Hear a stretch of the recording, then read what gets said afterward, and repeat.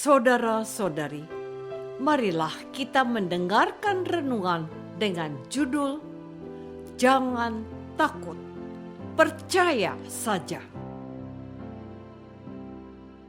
yang berdasarkan pada Injil Markus bab 5 ayat 26 dan 27.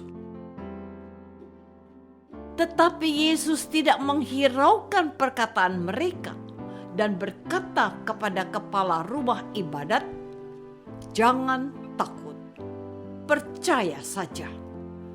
Lalu Yesus tidak memperbolehkan seorang pun ikut serta, kecuali Petrus, Yakobus, dan Yohanes, saudara Yakobus.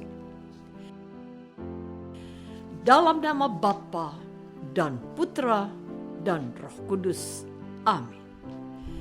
Saudara-saudari terkasih dalam nama Tuhan Yesus Kristus. Kemarin kita telah mendengar kisah Yesus membebaskan orang Gerasa yang kerasukan roh jahat. Orang itu berhasil dibebaskan Yesus dari pengaruh iblis yang mengikat dan membelenggunya. Namun, hal itu membuat orang Gerasa menolak Yesus.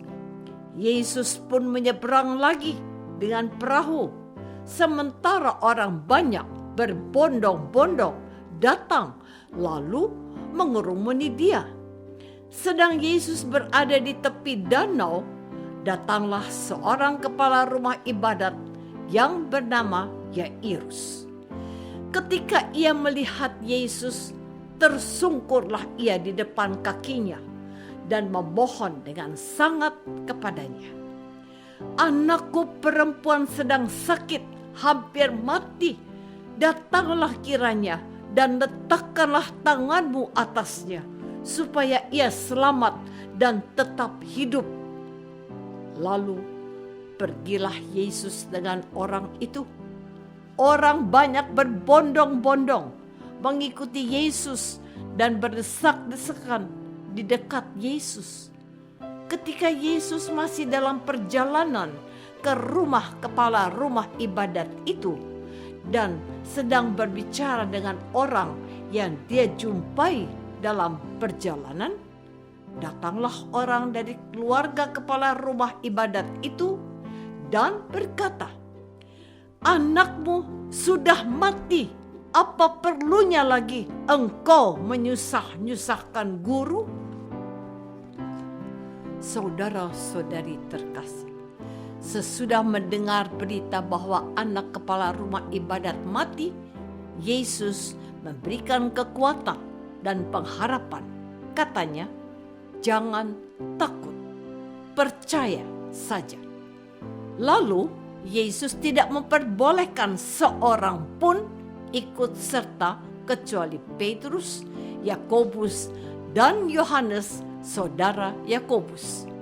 Mereka tiba di rumah kepala rumah ibadat, dan di sana Yesus melihat orang-orang ribut, menangis, dan meratap dengan suara nyaring. Sesudah ia masuk, ia berkata pada orang-orang itu, "Mengapa kamu ribut dan menangis? Anak ini tidak mati, tetapi tidur." Tetapi mereka menertawakan dia. Maka diusirnya semua orang itu, lalu dibawanya ayah dan ibu anak itu, dan mereka yang bersama-sama dengan dia masuk ke kamar anak itu. Lalu dipegangnya tangan anak itu. Kata Yesus, "Talita kum," yang berarti, "Hai anak, aku berkata kepadamu, bangunlah." Seketika itu juga anak itu bangkit berdiri dan berjalan, sebab umurnya sudah 12 tahun. Semua orang yang hadir sangat takut.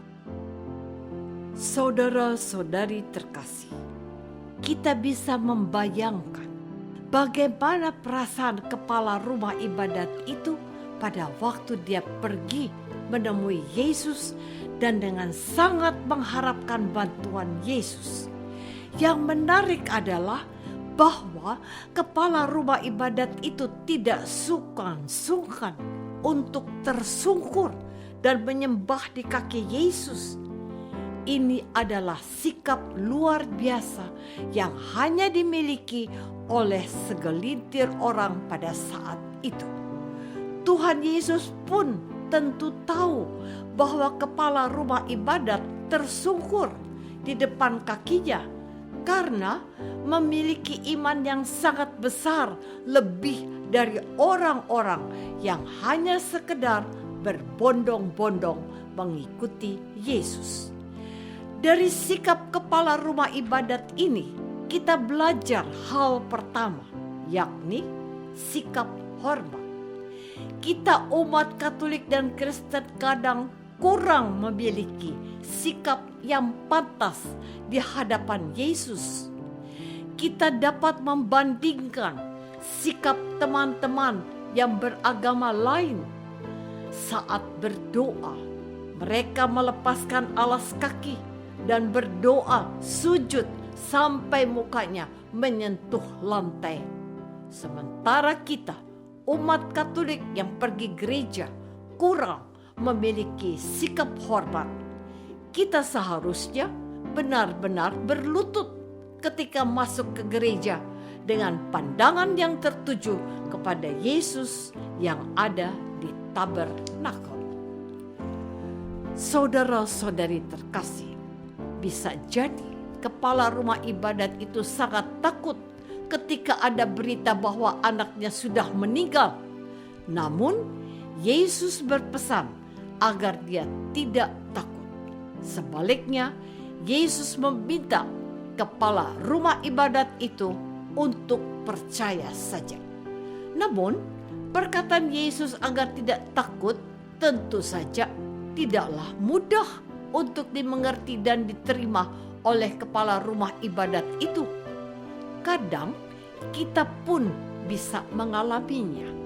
Pada saat orang lain mengalami musibah atau malapetaka, kita dengan mudah mengatakan, "Sabar ya, pasti Tuhan mempunyai rencana yang indah untuk kamu." Tetapi ketika kita sendiri mengalami hal yang sama, belum tentu kita dapat menerimanya. Kadang kita berontak dan protes kepada Tuhan. Namun, seiring dengan berjalannya waktu, keyakinan dan iman kita dikuatkan. Hal yang sama dialami oleh kepala rumah ibadat itu. Meskipun anaknya sudah meninggal, dia tetap melangkah dan berjalan bersama Yesus karena dia percaya bahwa Yesus mampu melakukan apa saja. Dan memang terjadi demikian. Anaknya yang sudah meninggal bisa hidup kembali. Dari kepala rumah ibadat ini pula kita belajar hal kedua, yakni jangan takut, percaya saja. Apakah selama ini kita sudah berusaha agar jangan takut, percaya saja kepada Yesus? Ataukah kita lebih mengandalkan kekuatan kita sendiri? Marilah kita berdoa. Tuhan Yesus Kristus, Engkau menghendaki kami jangan takut, percaya saja kepada kekuatan dan kasih-Mu yang akan menopang hidup kami. Curahkanlah kuasa Roh Kudus-Mu agar iman kami bertumbuh, sehingga kami tidak takut, namun semakin percaya pada rencana dan kehendak. Doa ini kami persembahkan dalam nama-Mu, Tuhan dan pengantara kami. Amin. Semoga kita semua selalu dinaungi dan dibimbing oleh berkat Allah yang Maha Kuasa, Bapa dan Putra dan Roh Kudus. Amin.